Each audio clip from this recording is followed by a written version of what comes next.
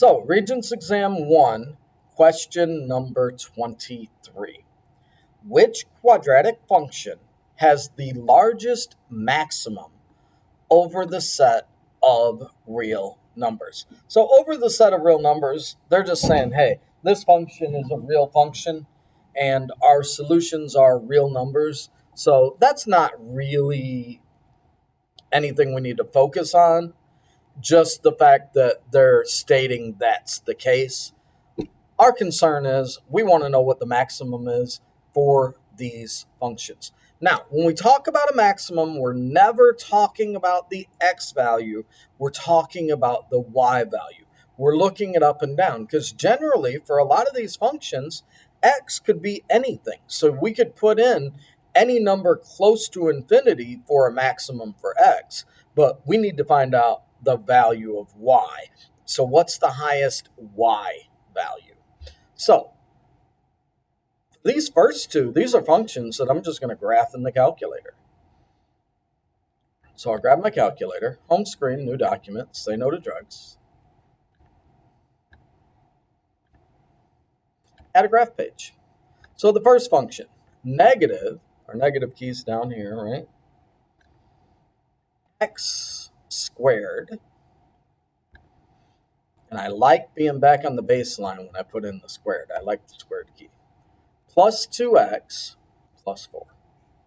And enter. And right there, the top of the graph, the vertex, is the maximum. So we've got 1, 2, 3, 4, 5. So that first function has a maximum value of 5. So I'll add another document, another graph page, and let's do the next one. So we need the negative key. And then x minus 5 is inside parentheses. Quantity squared plus 5. And notice, this one is 1, 2, 3, 4, 5. So we've got a 5 here, and we've got a 5 here. So those both have the same maximum.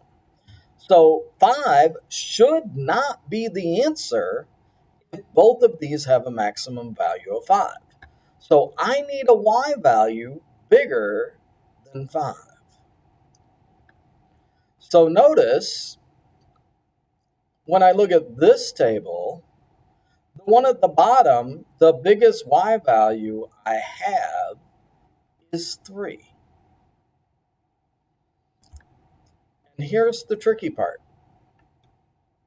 This function for k of x has our symmetry. We've got a negative 1, negative 1.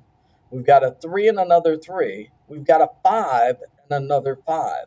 But if that's a quadratic function, what that really tells me is I don't know what the vertex is, but it's somewhere between these two 5s. So even if that value was only 5.1 or 5.2, it's a number bigger than 5. So here I kind of have to recognize my symmetry to say that the vertex has to be greater than the 5 because these have the twins. So this is the answer for my table. And the reason this table doesn't work is because here we've got our symmetry with the 1s. So it just says a number greater than 3. So that vertex could be 3.2 or 3.6, a number still less than 5. So this table we know has a vertex greater than 5. And that's why that's the answer for question number 20.